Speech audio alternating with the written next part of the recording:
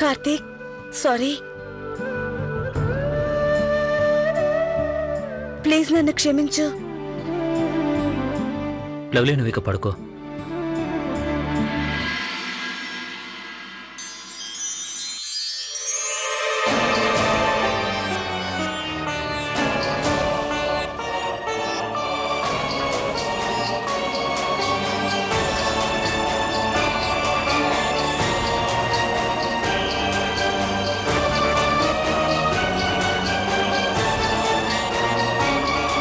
ఇలా ఎందుకు ఆపావు? మనిద్దరికి పెళ్ళైంది, భార్యాభర్తలం. ఇప్పుడు మనం క్లోజ్ గా ఉండొచ్చు. నువ్వు భయపడాల్సిన అవసరమే లేదు. ఇంకో విషయం, ఇప్పుడు నేను మీ ఇంటికొచ్చాను. నువ్వెందుకంత నర్వస్ గా ఉన్నావు? మనిద్దరికీ పెళ్ళైందని నాకు తెలుసు లవ్లీ. నేను నిన్ను అప్పుడే క్షమించేశాను. కానీ మనం కలుసుకోకూడదు.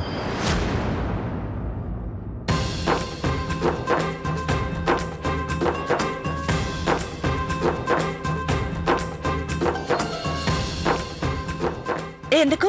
నువ్వు మన పెళ్లి కోసం ఏదైనా మొక్కు పెట్టుకున్నావా? అది పూర్తవ్వకుండా మనం... బాగా ఆలోచించే నేను ఈ నిర్ణయం తీసుకున్నాను లవ్లీ.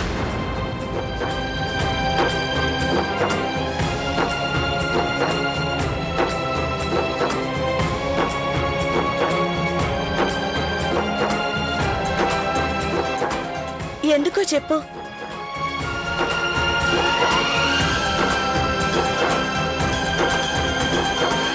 లవ్లీ, నువ్వు చేసిందంతా నీ పంతం కోసం చేశావని నాకు బాగా తెలుసు. పంతం పట్టి అనుకున్నది సాధించావు. ఫలితంగా మన పెళ్లి జరిగింది. కానీ ఈ పెళ్లి వల్ల నువ్వు తప్ప ఇంకెవరూ సంతోషంగా లేరు. నేను నీకు ఇంతకు ముందే చెప్పాను, నాకు మా అమ్మ సంతోషమే అన్నిటికన్నా చాలా ముఖ్యమని. అందుకని మా అమ్మ సంతోషంగా మన పెళ్లిని అంగీకరించే వరకు మనిద్దరం దూరంగా ఉండక తప్పదు. మనం ఇప్పుడు కలవడం కుదరదు. ప్లీజ్ కార్తీక్, అలా మాట్లాడుకో. నాకిప్పుడు నీ తోడు చాలా అవసరం. నువ్వు లేకుండా ఒంటరిగా ఉండలేను నేను. నేను ఏ నిర్ణయం తీసుకున్నా గానీ లవ్లీ, అది నీ మేలు కోరే నిర్ణయమే తీసుకున్నాను. నీకు నేను మనస్ఫూర్తిగా నా భార్య స్థానాన్ని ఇవ్వాలంటే ఇలా ఉంటేనే సాధ్యపడుతుంది. మా కుటుంబంలో ప్రతి ఒక్కరూ, ముఖ్యంగా మా అమ్మ, సంతోషంగా నిన్ను అంగీకరించాలి.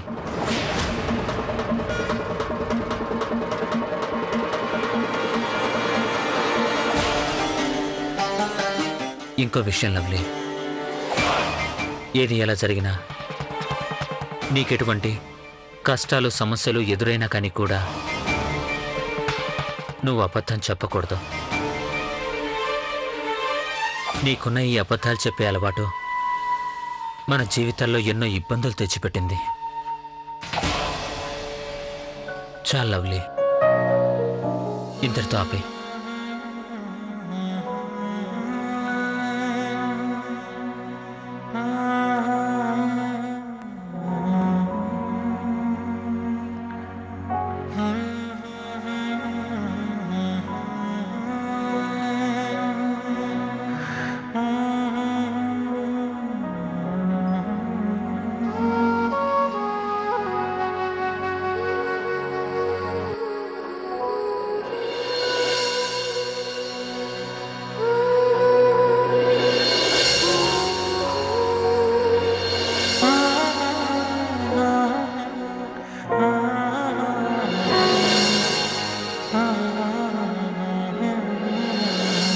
చూడండి కౌశల్యాదేవి గారు, పరిస్థితులనేవి ఆ అమ్మాయికి పెళ్లి చేయించి కార్తీక్ భార్యగా మనింటికి పంపించాక, పైగా మనందరం ఒకింట్లో ఉంటున్నప్పుడు ఇంకా ఎప్పటి వరకు తనకు మన 5వ కోడల స్థానం ఇవ్వకుండా ఉంటారు? ఎంతవరకు ఉంటారు? ఎన్నేళ్లైనా, ఏది ఏమైనా మేము ఆ అమ్మాయిని మా కోడలిగా ఏనాటికి అంగీకరించాం. ఈరోజు జీవితంలో మొదటిసారి ఆ అమ్మాయి మూలంగా మా కోడళ్ళు మా నిర్ణయాన్ని ప్రశ్నించారు. మనం అత్తయ్య గారిని ఒక విషయం అడగాలి. దీనికి కారణమేంటి? ఎందువల్ల అత్తయ్య గారు కార్తీక్ లవ్లీల వివాహాన్ని ఇంత త్వరగా రహస్యంగా చేశారు? అది కూడా మనలో ఏ ఒక్కరికి తెలియనీకుండా? లేదు గౌరీ, అలా అడగటం తప్పు. మనకు ఒక విషయం చాలా బాగా తెలుసు. అమ్మ ఏ నిర్ణయం తీసుకున్నా చాలా బాగా ఆలోచించే తీసుకుంటుంది. సరైన సమయం వచ్చినప్పుడు ఆమె స్వయంగా అంతా చెబుతుంది. ఏవండి, మీ ఇన్ని ఏమంటుందంటే ఒకవేళ లవ్లీ కార్తీక్లు పారిపోయి పెళ్లి చేసుకున్నారేమోనని.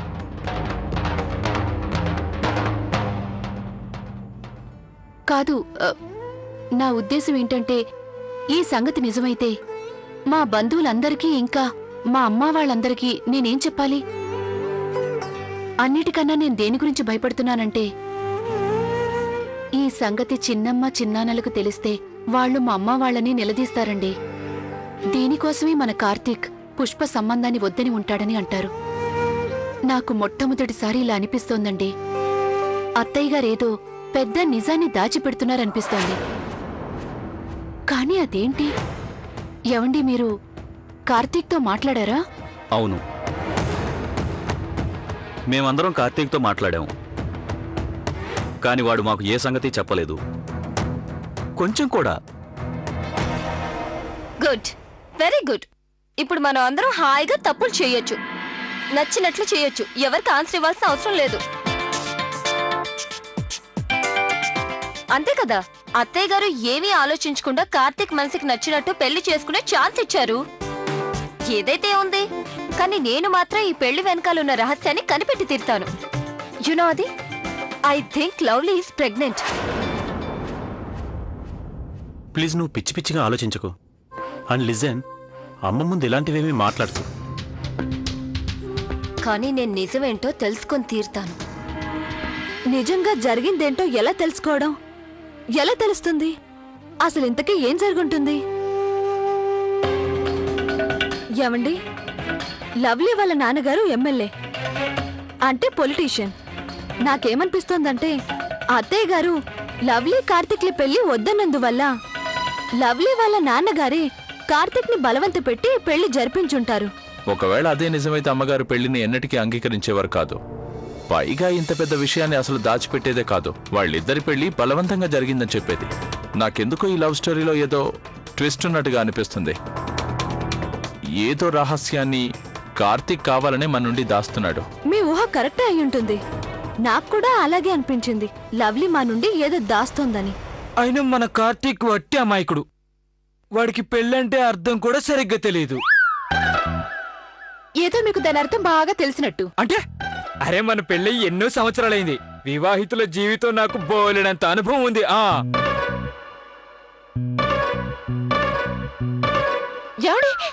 ఇప్పుడెక్కడికి వెళ్తున్నారు? వాళ్ళిద్దరి మధ్య ఏమన్నా జరుగుతుందో లేదో చూసేందుకు వెళ్తున్నా.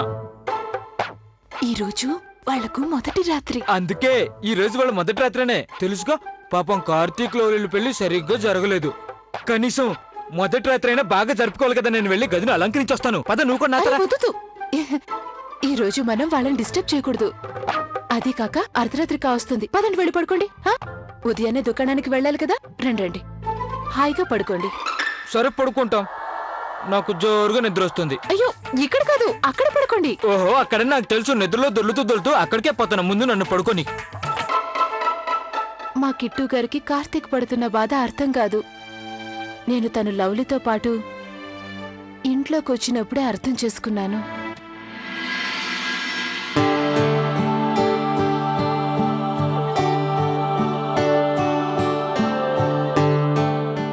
నేననుకున్నాను కార్తీక్ నన్ను వెంటనే క్షమించి దగ్గరికి తీసుకుంటాడని. కానీ లేదు, తను నన్ను క్షమించాలంటే నేనెంతో కష్టపడాల్సి ఉంటుంది.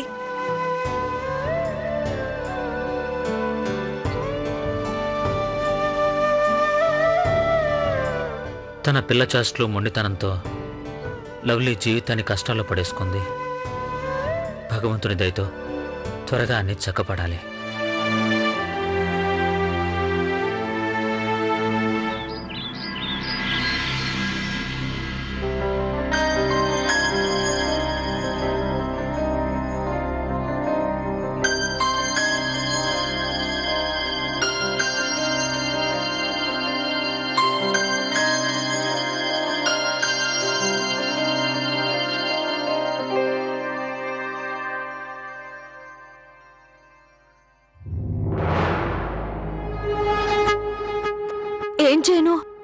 లవ్లీని పూజ కోసం తీసుకురానా? అత్తయ్య గారు తన్ని ఇక్కడ చూస్తే చాలా కోపం వస్తుంది. కోపం వస్తుంది, బాగా కోపం వస్తుంది. అసలు లవ్లీకి ఇంట్లో ఉన్న రూల్స్ రెగ్యులేషన్స్ గురించి ఏమీ తెలీదు. నేను చెప్పేది ఏంటంటే లవ్లీని మనమెవ్వరూ పిలవద్దు. అత్తయ్య గారి స్వయంగా తనని పిలిచేంత వరకు. మిన్నీ, నా ఉద్దేశం లవ్లీ మనతో పాటు పూజలో ఉండాల్సిందే. అత్తయ్య గారు కూడా లవ్లీని హారతికి రావాలని అనుకుంటారు.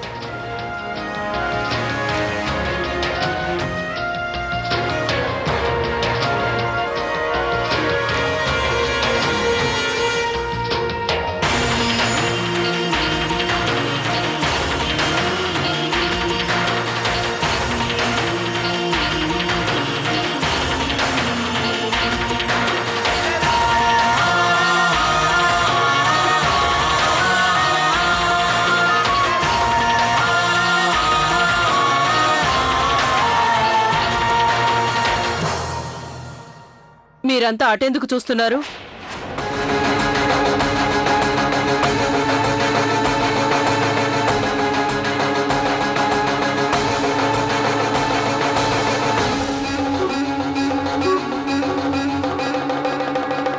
హారతికి సమయం మించిపోతుంది. అత్తయ్య గారు, అది మేము మీకోసమే ఎదురు చూస్తున్నాం. నిజంగా. అమ్మాయి గౌరీ, హారతి సిద్ధం చేశావా? చేశాను. ఏటివ్వు. అది మీరు అనుమతిస్తే లవ్లీని కూడా పూజకి పిలవమంటారా? ఈరోజు ఉండనివ్వండి.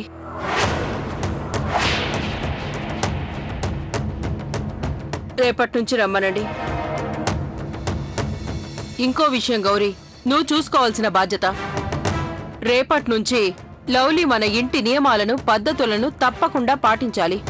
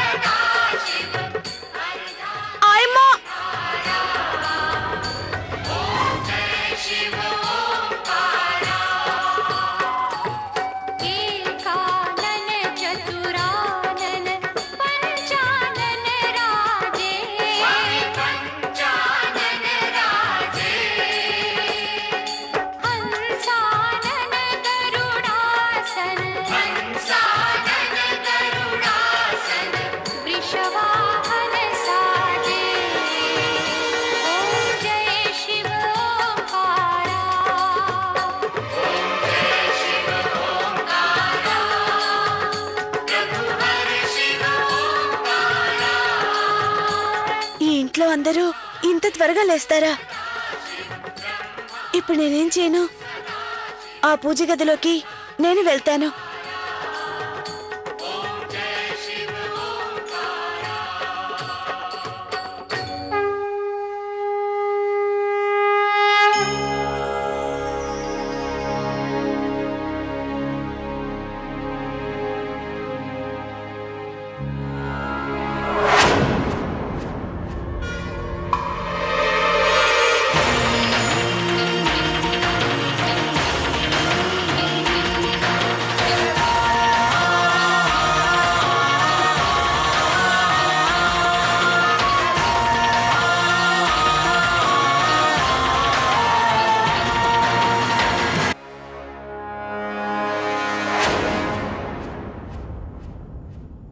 సరిగ్గా మా ఇంట్లో 6 గంటలకు పూజ మొదలవుతుంది.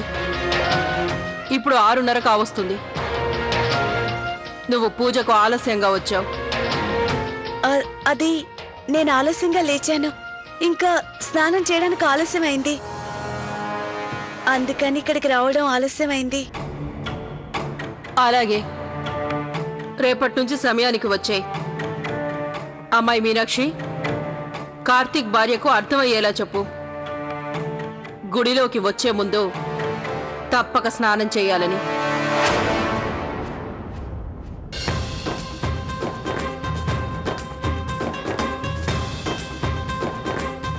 ఇది పట్టుకో గౌరీ, నేను మీ మావయ్య గారికి మందులు ఇవ్వాలి.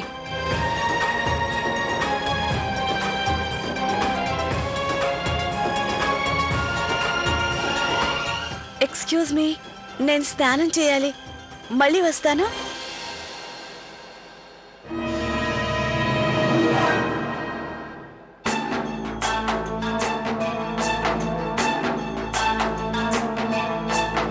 నాకు అస్సలు అర్థం కావటం లేదు. అత్తయ్య గారు లవ్లీని అంత సులువుగా వదిలేశారే? మనం అందరం మొదటి రోజు నుండి ఈ ఇంటి నియమాల్లో బంధించబడ్డాం. కానీ ఈ రోజు లవ్లీని ఐ అగ్రీ విత్ యు అక్క. నేనైతే మొదటి రోజే తిట్లు తిన్నాను. నా అభిప్రాయం ఏంటంటే ఇంటి 5వ కోడలు వెరీ లక్కీ. తన పూజకు ఆలస్యంగా వచ్చింది, మీరే చూసారుగా. పైగా తన అబద్ధం కూడా చెప్పింది. అత్తయ్య గారు తన అబద్ధాన్ని పట్టించుకోనే లేదు. నిన్న నేను బావగారితో చెప్పాను అత్తయ్య గారిని పెళ్లి గురించి అడిగి తెలుసుకోమని. కానీ ఆయన వద్దన్నారు. అదీ కాక ఎవరిని ఈ విషయం గురించి అత్తయ్య గారిని అడగద్దన్నారు. కానీ అత్తయ్య గారితో మాట్లాడేందుకు ఇదే కరెక్ట్ టైం.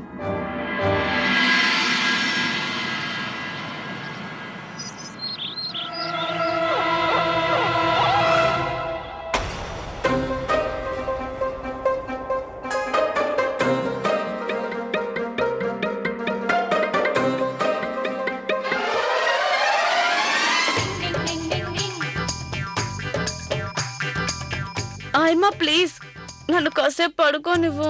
లవ్లీ,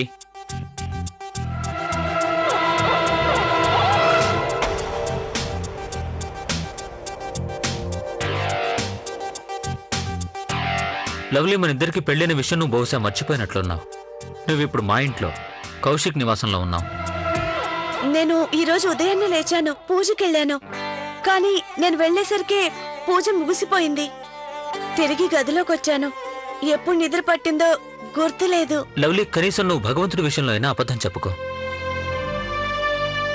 కార్తీక్, నేను నిజం చెప్తున్నాను. నేను వెళ్లేసరికి పూజ ముగిసిపోయింది. లవ్లీ, నేను నీతో వాదించాలనుకోవట్లేదు. చూడు, ఇప్పుడు నువ్వు నా భార్యవే. పైగా ఈ ఇంటికి కొన్ని రూల్స్ ఉన్నాయి. చూడు, ఇప్పుడు టైం 8 అయింది. నేను రోజు 8 గంటలకు డైనింగ్ టేబుల్ దగ్గర ఉంటాను. ఈ ఇంట్లో ప్రతి పని వాచ్ చూసుకొని చేస్తారే. సారీ, నేను మర్చిపోయాను. నేను కౌశిక్ నిలయంలో ఉన్నానని, ఇక్కడ అన్ని నియమాలు పద్ధతులు పాటించక తప్పదని.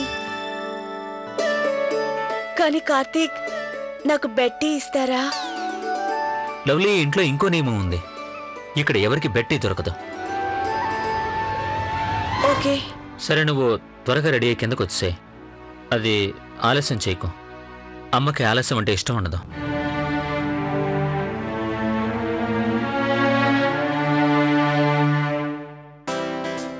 ఓరి దేవుడా, బెట్టి లేకుంటే నా పరిస్థితి ఏంటి? లవ్లీ, నీకు ఈ మాత్రం తెలీదా? ఇది నీ పుట్టిల్లు కాదు.